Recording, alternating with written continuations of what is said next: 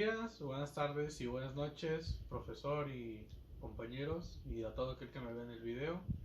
Mi nombre es Magarrenoy Rodríguez Alcido.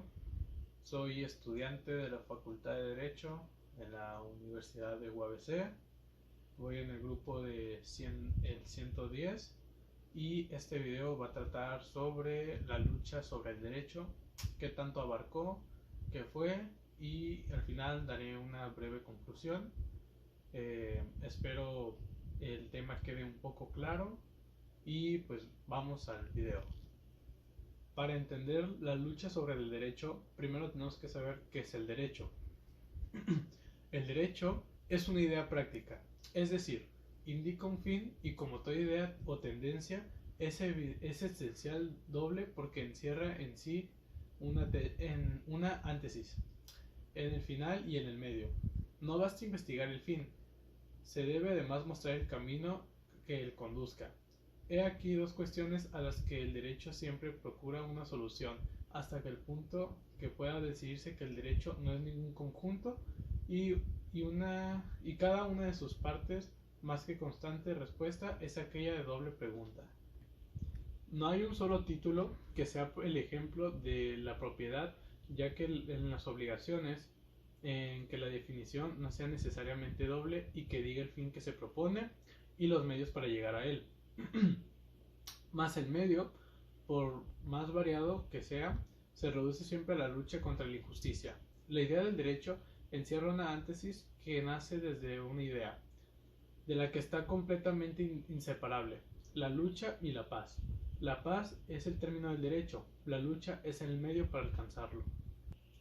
Se podrá objetar que la lucha y la discordia son precisamente lo que el derecho se propone evitar, porque semejante estado de cosas implica un trastorno, una negociación del orden legal y una condición necesaria de su existencia.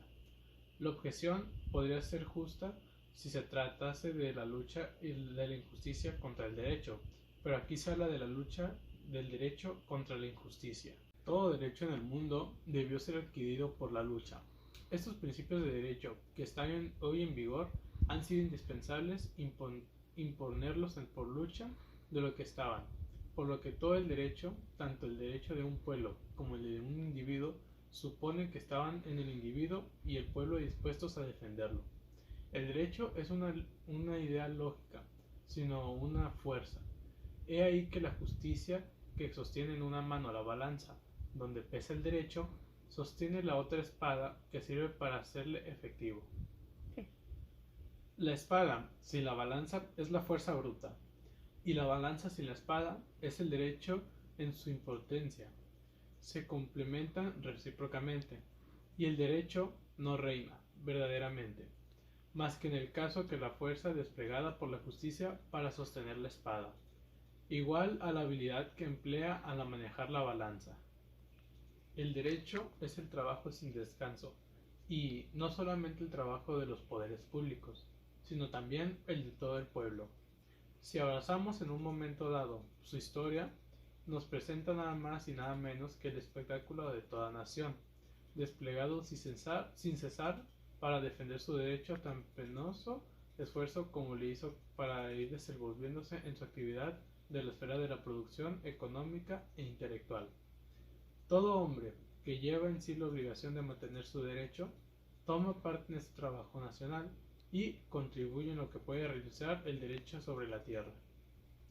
Cuando el derecho es existente y defendido de tal modo por los intereses de su calor creados, el del proveniente no puede vencer sino sosteniendo una lucha que dure muchas veces más de un siglo, y mucho más si los intereses han tomado el carácter de derechos adquiridos. Entonces, hay dos partidos enfrente del uno del otro, llevándole a cada uno el escrito de su bandera, santidad del derecho. Y el primero se llama santidad del derecho histórico, el derecho del pasado. El segundo es la santidad que se desenvuelve y se renueve sin cesar, el derecho primordial y eterno de la humanidad en el constante cambio. Existe entonces un conflicto de la idea del derecho consigo misma. Un derecho concreto que invoca su existencia para pretender una duración limitada, la inmortalidad, se le dice, recuerda al hijo que levanta el brazo con su madre. Menosprecia la idea del derecho, sobre el cual se apoya, porque el derecho será eternamente el mudar. Así lo existe. Debe ceder pronto su puesto al nuevo cambio, porque como advierte el célebre autor de Fausto, esta fue una frase que dijo el célebre autor que ya fue mencionado, Fausto, para expresar lo que el derecho significa en la vida cotidiana. Es como una metáfora sobre lo que el derecho puede significar en la vida y en la población. Está fuera de duda que esta marcha es regular y tan interior como la del arte y el lenguaje. No es menos cierto que se verifica de una manera muy distinta, y en ese sentido es preciso ratificar el paralelo tan ligera y una tan ligeramente admitido, y que Savigny ha establecido rectificar el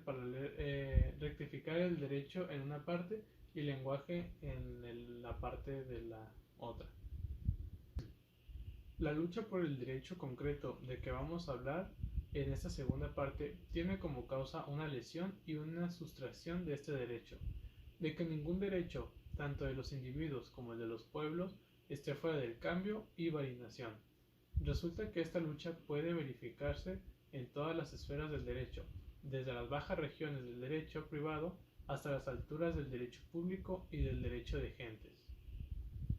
Cuando un individuo es lesionado en su derecho, se hace irreversiblemente esta consideración, nacida de la cuestión que es en su conciencia se plantea y que él puede resolver de la manera que le parezca más adecuada, si se debe resistir al adversario o debe ceder.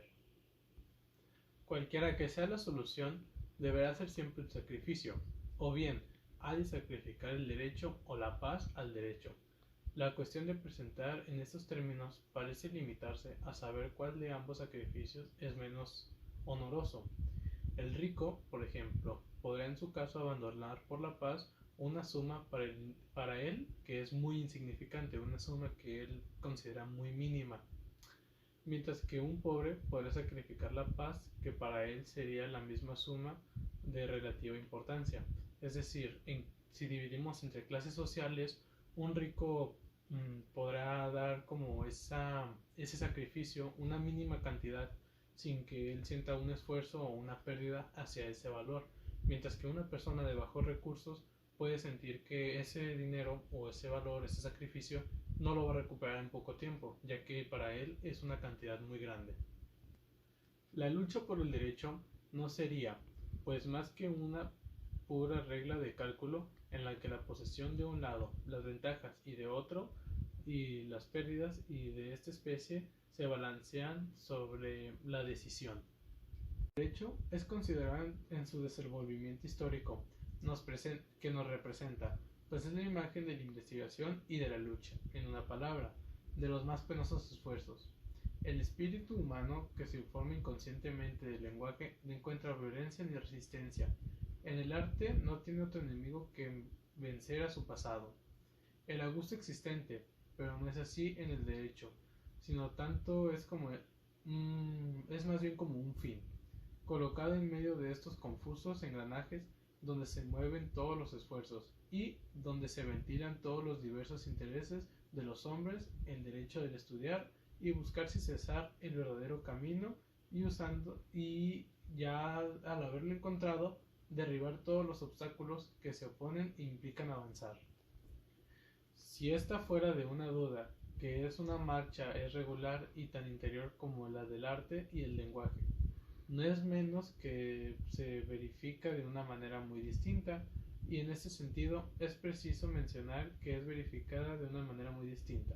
En conclusión, y de manera un poco precisa y breve, el derecho romano antiguo ofrece una prueba de todo lo visto anteriormente, es decir, expresaba precisamente, bajo la forma de principios legales, esa desconfianza del campesino que se supone que todo conflicto que su adversario debe tener de mala fe. Aplicaba a toda injusticia objetiva la consecuencia ligada a una injusticia subjetiva, es decir, una pena a los que le pertenece el ligidio. Pues dando a entender más el tema, el que tenía un poco más de poder tenía más ventajas sobre el derecho que a una persona que no tenía tanto poder o tantos recursos. Por mi parte ha sido todo. Espero que haya quedado un poco más clara la información y espero les haya gustado y muchas gracias y buenas noches.